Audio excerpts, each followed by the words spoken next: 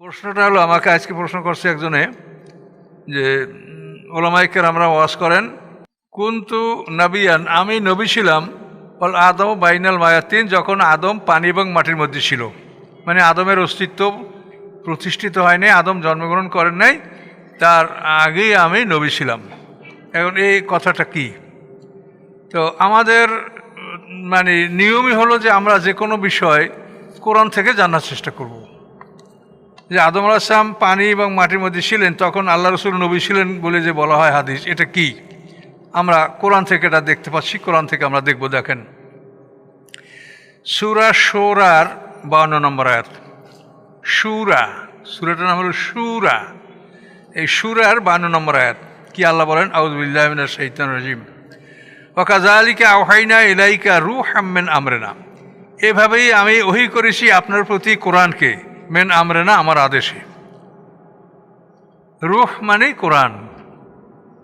মানুষের এই মাটির দেহকে বাঁচিয়ে রাখার জন্য একটা রূহ আমাদের মধ্যে আছে, কিন্তু আমাদের এই রূহটাকে বাঁচিয়ে রাখার জন্য হলো কোরআন। কোরআন যদি ঢোকে তো আমরা ডবল রূহের মালিক, তাহলে আমাদের দেহ জীবিত, রূহ জীবিত। আর যদি দ্বিতীয় রূহটা না ঢোকে তাহলে দেহ জীবিত আর আমাদের আধ্যাত্মিক অংশটা মৃত।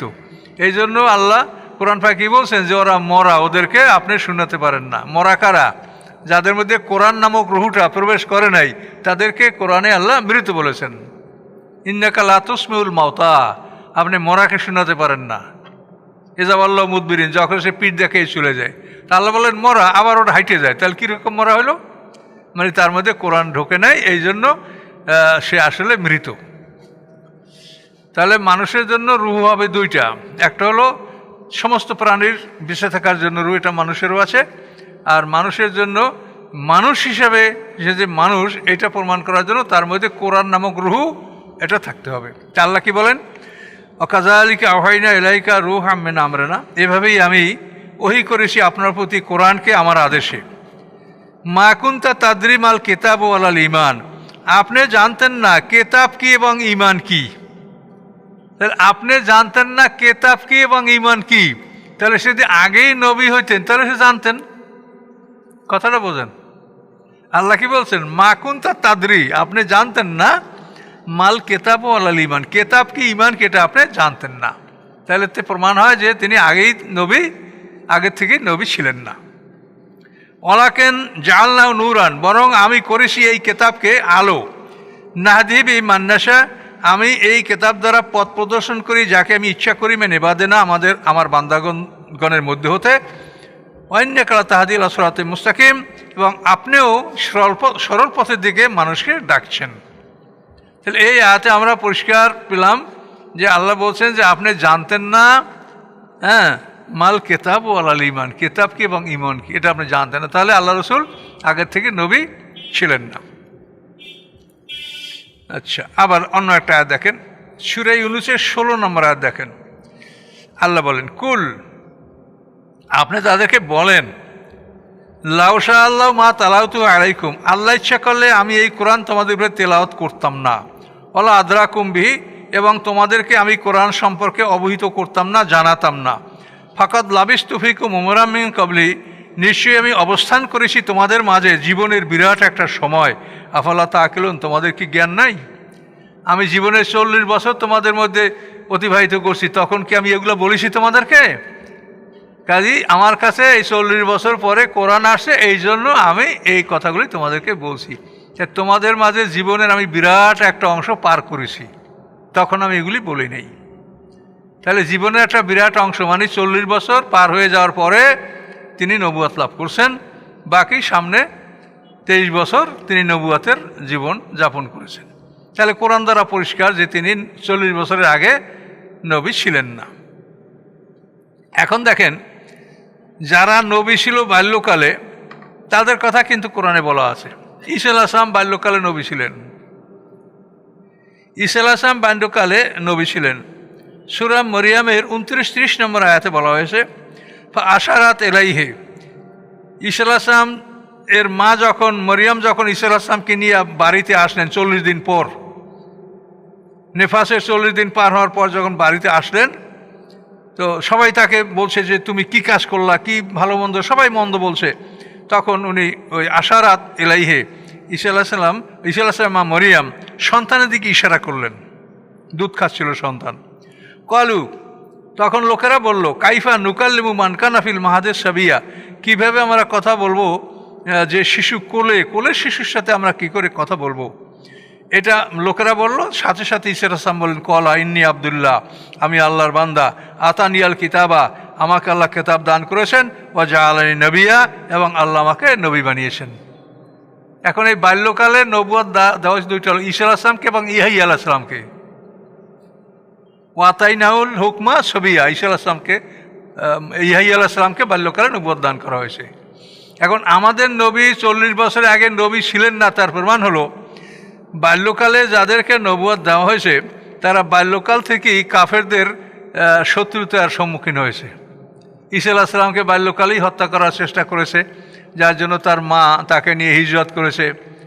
আবাইনাহু ইলা রাবওয়াতিন জাতে কারারিন ওয়া মাইন, কোরআনে বলা আছে যে একটা উঁচু অঞ্চলে মারিয়াম আলাইহিস সালাম ঈসা আলাইহিস সালামকে নিয়ে তিনি পলায়ন করেছিলেন এবং সেখানে দীর্ঘকাল ছিলেন।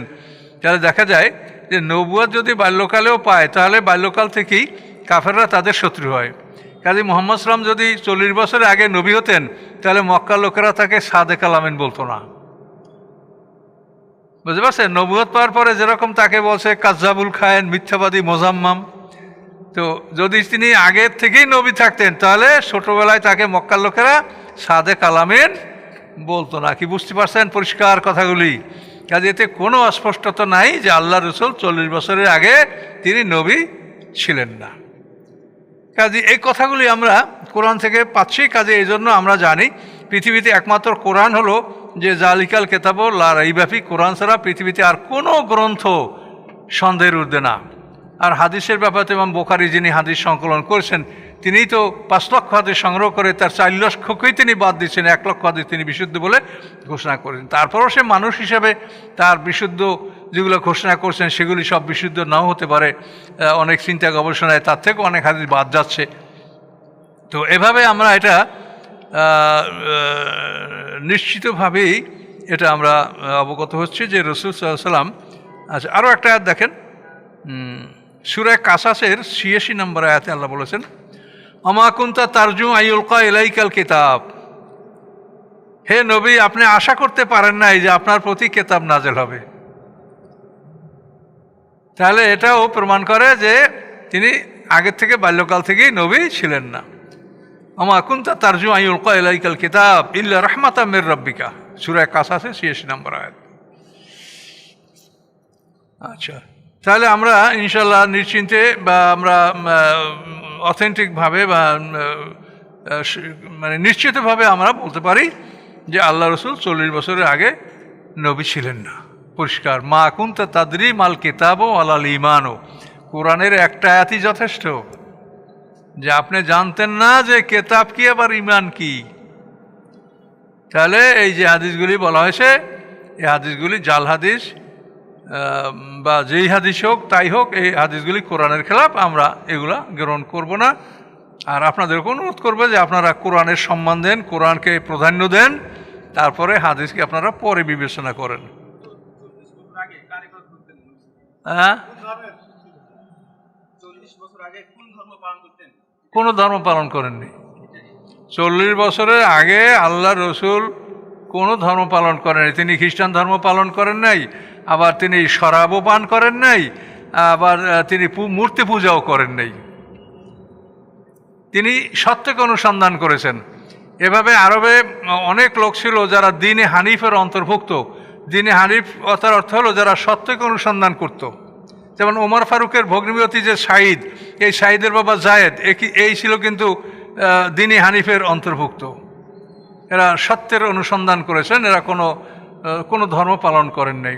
আর মক্কাতে তো খ্রিস্টান ধর্ম ছিল না, কেউ মক্কা শহরে মুশরিকদের মধ্যে কেউ খ্রিস্টান ধর্ম অবলম্বনকারী ছিল না। তারা ওই মোরশেক তো মোরশেক বাপদাদা পূজা করছে, এরাও পূজা করত, কিন্তু আল্লাহ রসুল সেই ধর্মের অন্তর্ভুক্ত ছিল না। তো এটা আপনারা পরিষ্কার বুঝতে পারছেন যে 40 বছর বয়সের আগে যদি নবী হইতো তাহলে তো তার উপরে ওই স্টিম লোরার শুরু হয়ে যেত, যা নবুয়তের পরে আরম্ভ হয়েছে, তাই না? কাজেই তিনি 40 বছরের আগে নবী ছিলেন।